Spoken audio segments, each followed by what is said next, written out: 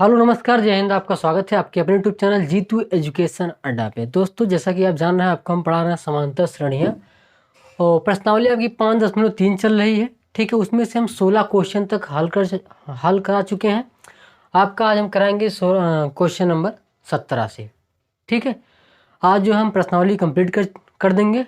ठीक, उसके बाद हम बढ़ेंगे अगले प्रश्नावली की तरफ, यानी प्रश्नावली 5.4 की तरफ। ठीक है, वह अच्छी क्वेश्चन है, उसमें 3-4 क्वेश्चन है, उसको भी हम करा देंगे। ठीक है, तो चलिए स्टार्ट करते हैं।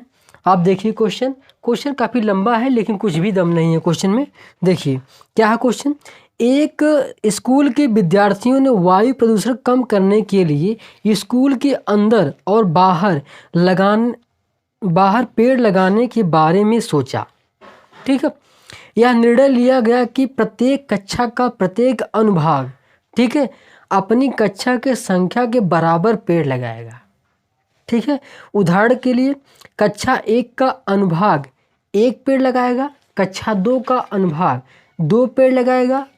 ठीक, उसके बाद कक्षा 3 का अनुभाग 3 पेड़ लगाएगा इत्यादि। इसी तरह से मतलब क्लास यानी कक्षा 12 तक चलने वाला है। ठीक है, चलता रहेगा। प्रत्येक कक्षा के 3 अनुभाग हैं। इस स्कूल के विद्यार्थियों द्वारा लगाए गए कुल पेड़ों की संख्या हमें ज्ञात करना है। ठीक है, हमको जो है इस स्कूल के विद्यार्थियों द्वारा लगाए गए कुल पेड़ों की संख्या हमें ज्ञात करना है। ठीक है, चलिए हम स्टार्ट करते हैं इसको हल करना। ठीक है, तो देखिए ये आपका कक्षा 1 है, ये आपका 2 है, ये आपका जो है 3 है। ठीक है, इसमें आपका देखिए 3-3 अनुभाग बनाया गया है, 3-3 अनुभाग बनाया गया है।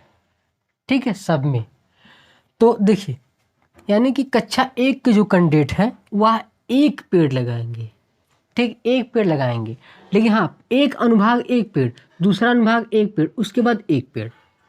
ठीक, ऐसे ऐसे 2 पेड़ लगाएंगे और प्रत्येक अनुभाग लगाएंगे। इसी तरह आपका 3 में चलेगा, 3-3-3। ठीक, ऐसे ऐसे आप जो है 12 तक चलेगा, यानी कि कक्षा 12 तक चलेगा। उसको हम बना नहीं सकते। चलिए अब हम इसको बताते हैं मैथ के माध्यम से। ठीक है, तो देखिए यानी कि पहले क्लास वाले आप जो है 1 पेड़ लगाएंगे। ठीक है, उसमें कितने अनुभाग हैं? 3। ठीक, तो कितने हुए पेड़ों की संख्या? 3।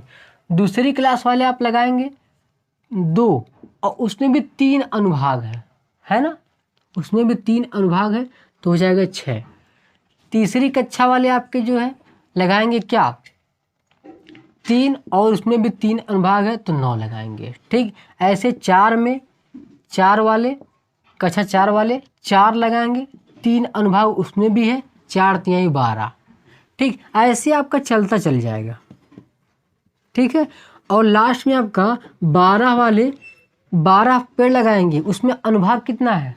3 है, तो 12-3 36। ठीक है, अब हमें इन्हीं पेड़ों की संख्या बताना है कि उनके द्वारा कितने पेड़ लगाए गए हैं।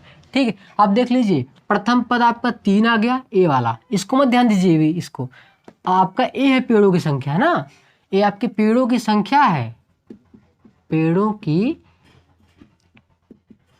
संख्या है। ठीक है, प्रथम पद आपका 3 आ गया, सार्वांतर यानी डी निकाल लीजिए, 6 - 3 आपका 3, क्योंकि अनुभाग 3 है तो आपका सार्वांतर भी यानी कि डी आपका 3 रहेगा। ठीक है, चलिए आपको डी पता हो गया, आपको जो है ए पता हो गया जो है, यानी कि अंतिम यानी कि 12वें क्लास में कितने पेड़ लगाएंगे, तो आपका अंतिम यही है। तो एल बराबर आपका कितना आ गया? 36। तो आपका देखिए एल बराबर कितना आ गया? 36, क्योंकि देखिए क्लास 12 में अनुभाग 3 है, उसमें 36 पेड़ लगाया गया है, लास्ट का वही है। ठीक है ना, और देखिए एन बराबर आपका कितना है? 12, क्योंकि 12 क्लास है, 1 से 12 तक क्लास है, तो आपका एन बराबर कितना है? 12। तो अब आप लगा दीजिए एस एन बराबर n/2 2a + n-1 into D. ए वाला फार्मूला आप लगा दीजिए, क्योंकि आप जानते हैं n पदों का योगफल का फार्मूला यही लगता है। ठीक है, तो आपका n क्या है? 12/2। ए कितना आपका है? ए आपका 3 है। ठीक है, प्लस ए आपका, इस तरह भी आप कर सकते हैं, ठीक, इस तरह भी लगाइए, कोई दिक्कत नहीं है। ठीक है, तो डी आपका कितना दिया है, 3 दिया है, तो लगाइए आप। तो देखिए काट देंगे, आपका 6 हो जाएगा अंदर, 3 दूनी 6 प्लस ए हो जाएगा आपका 11। देखिए 11 गुणे 3 हो जाएगा ना, तो 6 11 33 प्लस 6 गुणे 39, तो 6 9 54 के 4, 6 3 18, 18 5 23, तो कितना हो गया 223। तो आपका यस 12, यानी कि 12 क्लासों, जितने यानी 12 क्लास में जो है टोटल 1 से 12 तक ने 234 पेड़ लगाए हैं। ठीक, कितने पेड़ लगाए हैं, उस विद्यालय में 234 पेड़ लगाया गया है। ठीक है, 1 से लेकर के 12 तक के यानी स्टूडेंट के द्वारा। ठीक है, पेड़ों की संख्या, ठीक है, यानी 234 पेड़ों की संख्या होगी। ठीक, उस विद्यालय में जो 1 से लेकर के 12 तक के विद्यार्थियों ने लगाया है। ठीक है, इस तरह से आप समझ चुके होंगे। और क्वेश्चन काफ़ी बड़ा था, लेकिन उसमें देखिए आप उसके पॉइंट को समझिए, वह कह क्या रहा है। ठीक है, आपको बजाने के लिए क्वेश्चन काफ़ी बड़ा बड़ा दे देगा, लेकिन उसमें आप पॉइंट निकालिए, उसमें कह क्या रहा है, उसमें निकालना क्या है, हमें उसमें क्या क्या मिल सकता है। ठीक है, इस तरह से आप लगाएंगे, मैथ को लगा ले जाएंगे। ठीक है, नहीं तो आप उसी में उलझे रह जाएंगे, कुछ नहीं होगा। ठीक, थोड़ा सा आप, हाँ, मैथ आप डेली पढ़ा करिए, 1 क्वेश्चन लगाइए, 2 क्वेश्चन लगाइए, लेकिन डेली लगाइए। ठीक है, तब तो आपको मैथ आएगा, अन्यथा नहीं आएगा मैथ। ठीक, आप डेली लगाएंगे, आपका कैलकुलेशन बढ़ेगा। आप जैसे आप आज ये लगा लिए, आज के बाद 1 हफ्ता आप बैठ गए हैं, तो आप ये भी भूल जाएगा आपको। ठीक है, आप अगर रेगुलर लगाते हैं, 1 क्वेश्चन लगाइए, लेकिन रोज लगाइए। ठीक, ये मत समझिए कि परीक्षा हमारा अभी तो फरवरी में है, मार्च में, अभी से क्या करेंगे पढ़ करके, जान लीजिए खतरनाक साबित हो जाएगा आपको। जब 1 महीने पेपर रह जाएंगे ना, तो सोचेंगे क्या पढ़ें, मैथ पढ़ें, हिंदी पढ़ें, विज्ञान पढ़ें, क्या पढ़ें, तो आप घन चक्कर में हो जाएंगे। इसलिए अभी से आप थोड़ा थोड़ा करके सबको ध्यान दिया करिए। ठीक है, मैथ ही नहीं, सब पर ध्यान दीजिए। ठीक, चलिए बढ़ते हैं क्वेश्चन नंबर 17 की तरफ।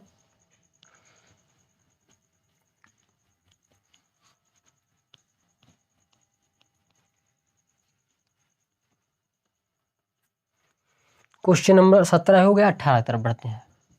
ठीक है, देखिए क्वेश्चन नंबर 18, केंद्र ए से प्रारंभ करते हुए बारी बारी से केंद्रों ए और बी को लेते हुए, ठीक है, त्रिज्याओं 0.5 सेंटीमीटर, 1.0 सेंटीमीटर, 1.5 सेंटीमीटर, 2.0 सेंटीमीटर वाले उत्तरोत्तर अर्धवृत्तों को खींचकर एक सर्पिल स्पाइरल बनाया गया, जैसा कि आकृति में 5.4 में दर्शाया गया है। 13 क्रमागत अर्धवृत्तों से बने इस सर्पिल यानी स्पाइरल की कुल लंबाई क्या है, यदि पाई बराबर आपका 22/7 दिया गया है। ठीक है, तो चलिए हम इसको हल करते हैं। इस क्वेश्चन में कुछ भी नहीं है, चलिए इसको हल करते हैं। ठीक, देखिए आपका किताब में इस तरह दिया है, आपका ए पॉइंट है ए, ठीक है, इसी को केंद्र मानकर वह क्रिया की जा रही है। ए आपका बी है, एक बार इसको केंद्र माना जा रहा है, एक बार इसको केंद्र माना जा रहा है। ठीक है, तो कोई दिक्कत नहीं है, हम स्टार्ट करते हैं। ठीक, इस तरह से आपकी चल रही है सिस्टम। ठीक है ना, अब ध्यान दीजिएगा, जब हम यहाँ से स्टार्ट कर रहे हैं तो इसका केंद्र क्या है, ए है ना, और इसकी रेडियस भी होगी, यानी कि 0.5 जो है यही है, 0.5 यही रेडियस है। ठीक है, अब पूछा क्या है, ए आपका L1 दिया है, ए L1 है। ठीक है, आपका ए वाला आपका L2 है। ठीक, ए आपका L2 है, इस समय केंद्र बी है। ठीक, आपका L2 है। अब चलिए आगे, यहाँ से चलेंगे, ए वाली दूरी आपकी L3 होगी। ठीक है, उस समय केंद्र ए होगा, ध्यान दीजिएगा बात को। अब चलिए यहाँ से चलेंगे आप, इधर वाला यहाँ से आएंगे, आपका L4 हो जाएगा। ठीक, अब आगे और बढ़ेंगे, L5, L6, L7, ऐसे करते करते हमें L13 तक जाना है। ठीक है, L13 तक, यानी कि L1, L2, L3 dot dot dot dot L13 तक हमको जाना है। यानी यह क्रिया इसी तरह से दोहराई जाएगी। अब देखिए आपको दिखने लग रहा है पहले 0.5 रेडियस था यानी त्रिज्या थी, जब दूसरी बार बढ़ेगा तो 1 सेंटीमीटर हो जाएगा, उसके बाद 1.5, उसके बाद 2, फिर 2.5, 3, इस तरह से बढ़ता चला जाएगा। ठीक है, तो आप जानते हैं ये आपकी क्या हो जाएगी, परिधि। परिधि है ना, वृत्त की परिधि का सूत्र क्या होता है, वृत्त का या वृत्त की परिधि क्या होती है, 2πr। आप जानते होंगे वृत्त की परिधि क्या है, 2πr होता है। ठीक है ना, लेकिन ये टोटल वृत्त नहीं है, क्वेश्चन में दिया है अर्धवृत्त। अर्धवृत्त माने आधा। यानी देखिए आप 1/2 से भाग दे दीजिए, यानी कि 1/2 से गुणा कर दीजिए, तो 2 कट जाएगा आपका 2 कट जाएगा, बचा क्या आपका πr। तो ये आपका हो गया अर्धवृत्त हो गया, अर्धवृत्त की परिधि। ठीक है, समझिए बात को, ये अर्धवृत्त की क्या है, πr परिधि है। चलिए तो r का मान पहले क्या दिया है, पहले आपका r का मान दिया है 0.5 सेंटीमीटर, तो उसकी लंबाई क्या हो जाएगी, परिधि की लंबाई, अर्धवृत्त की लंबाई, यानी L1 क्या हो जाएगा आपका πr है, तो क्या हो जाएगा पाई गुणे 0.5 सेंटीमीटर। ठीक है, इस तरह से L2 क्या हो जाएगा आपका पाई गुणे 1.0 सेंटीमीटर। ठीक, L3 क्या हो जाएगा आपका, यानी कि आपके L3 की लंबाई क्या हो जाएगी पाई गुणे 1.5 सेंटीमीटर। ठीक, L4 क्या हो जाएगा आपका पाई गुणे 2.0 सेंटीमीटर। इस तरह से चलता चल जाएगा, 13 तक जाएगा। ठीक है, आपका देखिए अब क्या आप निकाल लीजिए आप D, आपका A तो यही है, A आपका क्या है π.5 सेंटीमीटर, ये आपका A है। डिफरेंस निकाल लीजिए, डिफरेंस 1 में से आधा घटाएंगे, यानी कि 1.0 से 0.5 घटाएंगे तो आपका कितना आ जाएगा 0.5 आ जाएगा। ठीक है, यानी 1 में से 0.5 घटाएंगे तो 0.5 आएगा, तो यह क्या हो गया आपका सार्वांतर, यानी यही D है। ठीक है, आप A प्राप्त कर चुके हैं, आप D प्राप्त कर चुके हैं, N आपको पता है 13। ठीक है, ये देखिए ADN आपको पता हो गया, अब किसी की ज़रूरत नहीं है, अब आप निकाल सकते हैं क्या 13 पदों का योगफल, यानी कि ये जो सबकी क्या है सर्पलीकार, यानी जो है स्पाइरल शेप में क्या है, इसकी लंबाई आप ज्ञात कर सकते हैं सबको जोड़ करके, यानी कि L1 plus L2 L1 plus L2 plus L3 dot dot dot dot L13 अब आप निकाल सकते हैं। तो आप जानते हैं कि यस एन बराबर क्या होता है, n/2 2a plus n-1 into D ए होता है। हमें निकालना क्या है, यस 13 निकालना है, 13/2 करेंगे, 2 गुणे ए का मान क्या आपका है पाई गुणे, यहाँ सॉरी पाई है ना, यहाँ पाई सब में है तो पाई इसमें भी हो जाएगा। ठीक, क्योंकि पाई है ना, तो देखिए तो पाई 0.5 प्लस n-1 इंटू 0.5 पाई, ये है ना। चलिए अब हल करते हैं आप, 13/2 ये हो जाएगा, देखिए यानी कि 0.5 में 2 का गुणा करेंगे कितना हो जाएगा आपका 1 हो जाएगा, क्या हो जाएगा 1 गुणे पाई प्लस देखिए पॉइंट यानी कि 0.5 का गुणा जब n में करेंगे, n में यानी n आपका 13 है ना, सॉरी यहाँ पर n 13 है ना, तो 13 रखेंगे, यहाँ पर 13 रखेंगे, 13 रखेंगे तो यहाँ 12 हो जाएगा, क्यों 13 में से 1 जाएगा 12। ठीक, यहाँ पर आपका 13 है। ठीक, 12 गुणे 0.5 पाई। ठीक है, अब देखिए यानी कि 13/2 गुणे ए पाई हो जाएगा, पाई प्लस देखिए इसका गुणा करेंगे 12×5 = 60, 12×5 = 60, एक स्थान पे 0 है 0 लगाएंगे। ठीक है, एक स्थान में दशमलव हो तो एक स्थान में दशमलव लगाएंगे तो 6 हो जाएगा। ठीक है ना, कोई दिक्कत कोई परेशानी तो बताइएगा। 13/2 ए हो जाएगा आपका, जोड़ेंगे 7 पाई हो जाएगा, होगा नहीं 7 पाई, 7 पाई हो जाएगा, क्योंकि 1 पाई ये है, ये 6 पाई है, मिलके 7 पाई। ठीक है ना। अब देखिए 13 सत्ते 91, 91 पाई बटे 2, ठीक है ना। इसको और हल करना है तो पाई का मान भी रख दीजिए, क्या हो जाएगा आपका 91 बटे 2 गुणे 22 बटे 7, ठीक है। रख दीजिए आप पाई का मान, क्योंकि आप जानते हैं पाई का मान क्या होता है 22 बटे 7 होता है। पाई का मान आपका 22 बटे 7 होता है ना। तो चलिए देखते हैं। तो यस 13 बराबर आपका आ गया 91 बटे 2 गुणे 22 बटे 7, ठीक। देखिए काट दीजिए 13 सत्ते 91, 13 हो गया। इसको काटिए 2 एक कम 2, 2 एक कम 2, तो क्या हो गया आपका यस 13 बराबर 13 गुणे 11, है ना। तो देखिए 13 एक कम 13 का 3, 13 एक कम 13 और एक हाथ से मिलकर 14, क्या हो जाएगा आपका 143 सेंटीमीटर होगा, ठीक है। कितना हो जाएगा आपका 143 सेंटीमीटर। इसका आंसर यही आने वाला है। आप स्टेप बाय स्टेप वीडियो रोक रोक के देख सकते हैं और इसमें कुछ भी नहीं है, ठीक है। केवल आप एक बार एपी में सेट कर ले जाइए, यानी समांतर श्रेणी में सेट कर ले जाइए, उसके बाद आप ऑटोमेटिक आप लगा ले जाएंगे। इसका आंसर 143 यानी 143 सेंटीमीटर आने वाला है। इस सर्पिल का यानी इस स्पाइरल की लंबाई कितनी आ जाएगी 143 किसका 13 सर्पिल होगी इसमें, तो 13 सर्पिलों का योग जो है 143 आने वाला है, ठीक है। तो बढ़ते हैं अगले क्वेश्चन की तरफ, ठीक है। ठीक, देखिए स्क्रीन पर 19 क्या है। 200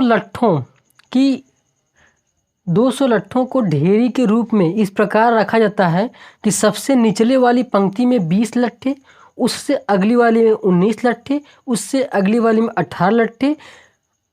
ये 200 लट्ठे कितनी पंक्तियों में रखे जाएं कि सबसे ऊपर पंक्ति में कितने लट्ठे हैं, ठीक है। यानी टोटल आपका 200 लट्ठे हैं, ठीक है। आपके 200 लट्ठे हैं,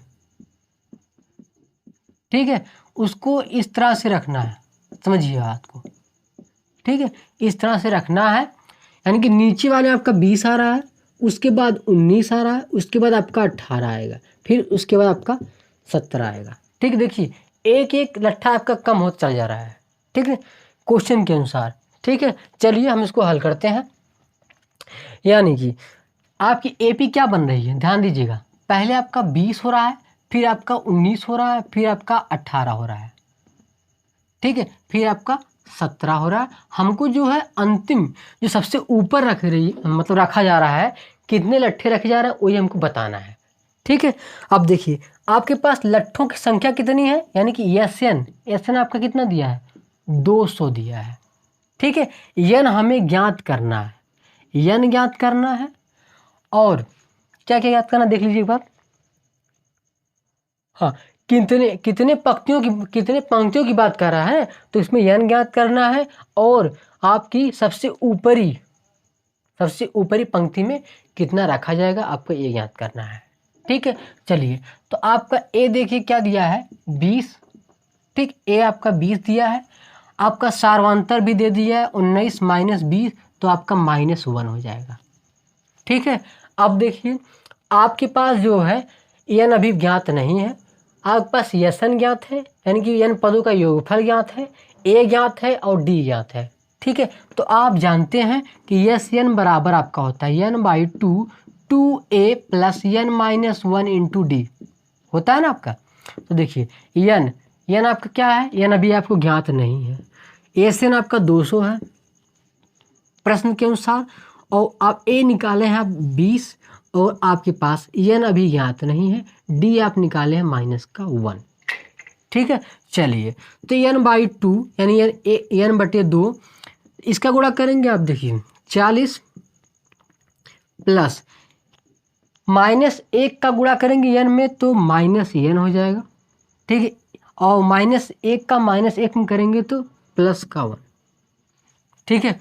अब चलिए n/2 ए हो जाएगा आपका, देखिए 40 + 1 41 -n, ठीक, कोई दिक्कत नहीं है। और 200 बराबर 2 को इधर लाएंगे 400 बराबर n 41 माइनस n, अंदर गुणा करिए n के तो 41 n माइनस n स्क्वायर, तो 400 बराबर 41 n माइनस n स्क्वायर। देखिए इसको इधर लाएंगे n वाले पद को, तो n स्क्वायर ए भी इधर जाएगा माइनस 41 n प्लस के 400 इक्वल टू 0। आपका देखिए द्विघात समीकरण बन गया। ठीक है, आपका द्विघात समीकरण बन गया। आप 400 को ऐसे दो संख्याओं में तोड़ना है कि जोड़ने घटाने पे आपका 41 आवे और गुणा करने पे आपका 400 आवे। ठीक है, तो 2 काट दीजिए, 200, 2 से काटेंगे 100, फिर उसके बाद फिर 2 से काटिए 50, फिर काटिए 2 से, आपका हो जाएगा 25। अब काट दीजिए आप 5 से। ठीक है, अब देखिए सेट कर लीजिए आप, 2 दूना 4, 4 दूना 8, 8 दूनी 16, 16 गुणे 25 कर सकते हैं। क्यों 16 गुणे 25 करेंगे 400 हो जाएगा, 25 और 16 को जोड़ देंगे तो 41 आ जाएगा, हो जाएगा ना, कोई दिक्कत नहीं। चलिए तो n बराबर n स्क्वायर माइनस 25, ठीक है, यहाँ पे इसको यहाँ कर दीजिए आप 16n माइनस 25n, ठीक है, प्लस के 400 बराबर 0। क्योंकि देखिए माइनस गुणे माइनस क्या होता है, माइनस गुणे माइनस आपका प्लस होता है, तो -16 मिलके आपका 400 आ जाएगा, क्योंकि माइनस माइनस प्लस हो जाएगा। ठीक है, और जोड़ देंगे तो माइनस का 41 हो जाएगा। यहाँ पर n आप कॉमन ले लीजिए, तो n माइनस आपका हो जाएगा 16, यहाँ पर 25 माइनस कॉमन लेंगे, -25 कॉमन लेंगे, बचेगा आपका n माइनस 16 बराबर 0। n माइनस 16 आपका कॉमन है, दोनों में देख लीजिए ध्यान से, और n माइनस 25 आपका बच्चा बराबर 0। देखिए n बराबर आपका n माइनस 16 बराबर 0 रखेंगे तो n बराबर आपका 16 आ जाएगा। ठीक, पहला तो n का मान 16 आ गया। ठीक है, दूसरा चेक कर लीजिए, n माइनस 25 बराबर आपका 0, तो n बराबर 25। अब देखिए यहाँ थोड़ा सा और हो जाएगा गड़बड़, क्योंकि n का मान आपका 2 आ गया, एक तो 16 आ गया, एक तो 25, दोनों पॉजिटिव में आए हैं। एक ये यदि एक निगेटिव में आता तो उसको हम छोड़ देते हैं, लेकिन दोनों पॉजिटिव में आ गया है। ठीक है, अब यहाँ थोड़ा सा हो सकती है दिक्कत, तो कोई बात नहीं, हम हैं। देखिए सबसे ऊपरी पंक्ति में कितने लट्ठे होंगे, यही पूछा है ना। तो आपका पहले हम रखते हैं n बराबर 16, n बराबर 16 रख करके आप निकाल लीजिए। तो देखिए तो a16 आप जानते हैं ना कि an बराबर क्या होता है, a plus n minus 1 into D, ये होता है ना। यदि इसका मान पॉजिटिव में आ गया तो समझ लीजिए यही है 16, यदि निगेटिव में आएगा तो ये नहीं रहेगा। तो a16 बराबर a आपका क्या ज्ञात है, 20 है, 20 है, minus plus 16 minus 1 into D, D आपका क्या है माइनस के 1। ठीक है, माइनस के 1 है। ठीक है, अब देखिए a16 बराबर 20 प्लस एक जगह 15 होगा ना, 16 में से एक जाएगा 15 और माइनस 1 का गुणा हो जाएगा तो माइनस के आपका 15 हो जाएगा। आपके पास क्या हो गया, a16 आपका 5 आ गया, यानी कि आपके 16वें वाले चट्टे पर 5 क्या जो है लठ रखे जाएंगे, ऊपर सबसे ऊपर 5 लठ रखे जाएंगे जब हमने n बराबर 16 रखा है। ठीक है, चलिए अब n बराबर हम रखते हैं 25, तो a25 बराबर a का मान आपका 20 और n का मान हम 25 रखे हैं -1, d का मान -1। ठीक है, कोई दिक्कत नहीं। अब देखिए 20 प्लस 24 में आपका 1 का गुणा होगा, -1 का गुणा हो जाएगा तो -24 हो जाएगा, तो -24 हो जाएगा, तो आपके पास हो जाएगा -4। तो कोई ऐसी संख्या नहीं है जिसमें किसी भी पंक्ति में माइनस आवे। ठीक है, किसी भी पंक्ति में माइनस लग दें तो क्या मतलब होगा, कुछ मतलब नहीं होगा, उसका कुछ क्लियर ही नहीं होगा कि इसमें कितनी लठ हैं या कितने लाठियों की संख्या है। तो ए वाला आप 25 नहीं हो सकता, तो 25 आप n बराबर नहीं रख सकते हैं। ठीक है, तो आपका देखिए आ गया आंसर, यानी पंक्तियों की संख्या कितनी है, पंक्तियों की संख्या आपकी आ गई 16। ठीक है, और आपके 16वां यानी कि सबसे ऊपर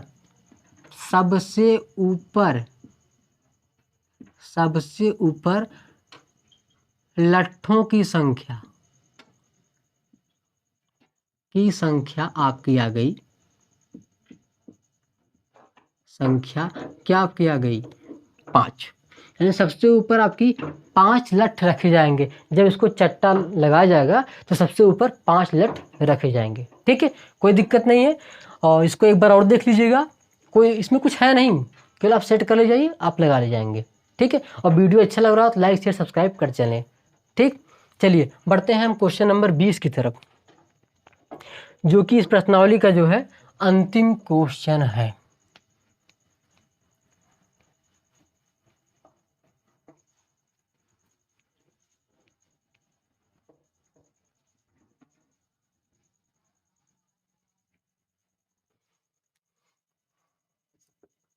चलिए 20 की तरफ चलते हैं। 20 में देखिए क्या है क्वेश्चन में।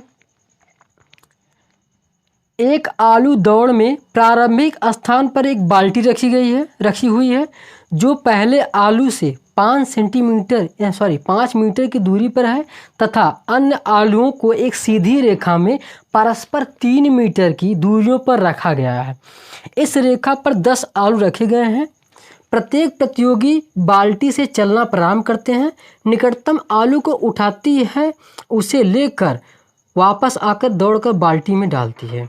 दूसरा आलू उठाने के लिए वापस दौड़ती है, उसे उठाकर बाल्टी में डालती है, या ऐसा तब तक करती है जब तक सभी आलू बाल्टी में ना आ जाएं। इसमें प्रतियोगियों की कुल कितनी दौड़ लगानी पड़ेगी। ठीक है, संकेत के लिए पहले और दूसरे आलूओं को उठाकर बाल्टी में डालने तक दौड़ी गई दूरी आपका दिया है 2 × 5 प्लस 2 × 5 प्लस 3 है। ठीक है, चलिए एक काफ़ी लंबा क्वेश्चन आपको दिख रहा होगा, लेकिन इसमें कुछ है नहीं। चलिए आपको हम बताते हैं क्या है इसमें। ठीक है, देखिए मान लीजिए आपका यहाँ पर बाल्टी है, यहाँ पर आपकी बाल्टी है। ठीक, इससे 5 मीटर दूर यहाँ आलू रखा गया है। फिर 3 प्लस के 3 मीटर दूर बाद फिर एक आलू रखा, फिर प्लस के 3 मीटर बराबर बाद आपका फिर एक आलू रखा गया। ऐसे ऐसे आपके 10 आलू रखे गए हैं। कितना? 10 आलू। बात को समझिए, 10 आलू रखे गए हैं। अब देखिए बात को, यानी कोई जो है प्रतियोगी है, यानी कोई जो है प्रतियोगी है,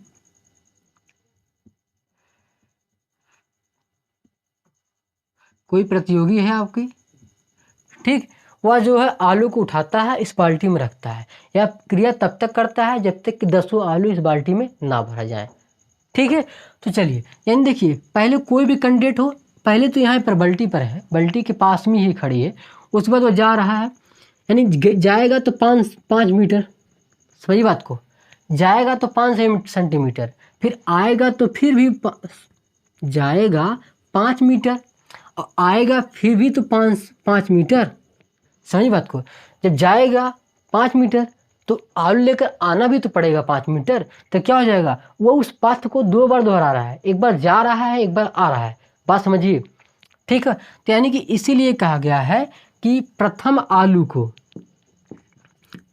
आलू को उठाने में और बाल्टी में लाकर रखने में दौड़ी गई दूरी,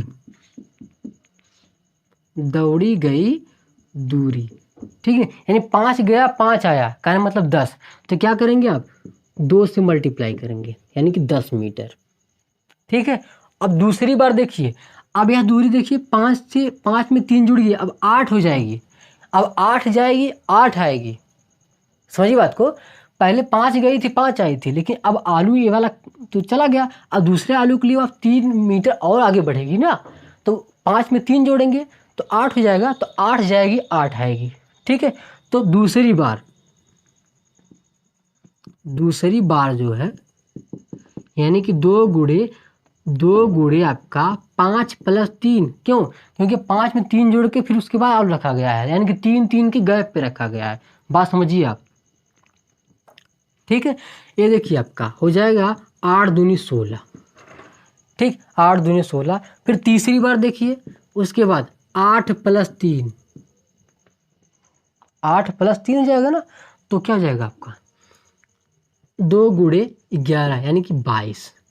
ठीक, आपका क्या क्रम बना, देखिए क्रम क्या बना आपका 10, यानी AP आपकी क्या बन रही है 10, 16, 22, फिर देखिए आगे कितना अंतर है 6 का 28, फिर आपका 34। ठीक, ऐसे ऐसे 10 स्टेप में चलेगा। हम लिख दे रहे हैं 40, 46, 1 2 3 4 5 6 7, फिर 8, फिर आपका 9, फिर आपका 10। आ गया ना, 1 2 3 4 5 6 7 8 9 10। ठीक, ये आपकी दूरियां हैं प्रत्येक आलुओं की जितनी बार तय करी है। ठीक है, अब इसको हम करते हैं योग। आप फिगर समझ चुके होंगे, अब चलिए हम पढ़ते हैं इसका योग। पहले देखिए ए आपका कितना दिया है 10, डी आप निकाल लीजिए, 16 - 10 करेंगे तो आपका 10 आ जाएगा, सॉरी 16 - 10 करेंगे आपका 6 आ जाएगा। ठीक है, आपका ए पता हो गया, एन आपको दिया है 10, एन आपको दिया है 10 क्योंकि आलू की संख्या कितनी है 10 है। चलिए अब हम इसको लगाते हैं योग। एन बराबर n/2 2a + n - 1 × d, यही है ना। तो एन यानी एस10 बराबर एन का मान क्या दिया है 10/2, 2 × ए मतलब आपका 10 प्लस एन का मान 10, ठीक है, -1 × डी आपका कितना है 6 है ना। अब देखिए तो एस10 बराबर आपका 5 अंदर 20, इसका हो जाएगा 9, 9 × 6 = 54 होता है ना, 9 चौक 54, 9 × 6 = 54, सॉरी 9 × 6 = 54। क्यों, देखिए आप 10 में से 1 जाएंगे 9 × 6, ठीक है, तो 5 20 + 54 क्या हो जाएगा आपका 5 × 74। ठीक है, 5 × 74। अब गुणा कर दीजिए, 5 चौक 20 के 0, 5 सते 35 और 35 और 2 37, यानी कि 370 क्या हो जाएगा। वाह, जो नंबर आया है आर्टिकल 370 आप जानते हैं ना, यानी कि जम्मू कश्मीर का है ना ये आर्टिकल 370, वही आपका आ गया। तो आपका 370 आ गया। ठीक है, यानी कि 370 मीटर वह दूरी तय करेगी 10 आलू उठा करके बाल्टी में भरने तक। ठीक है ना।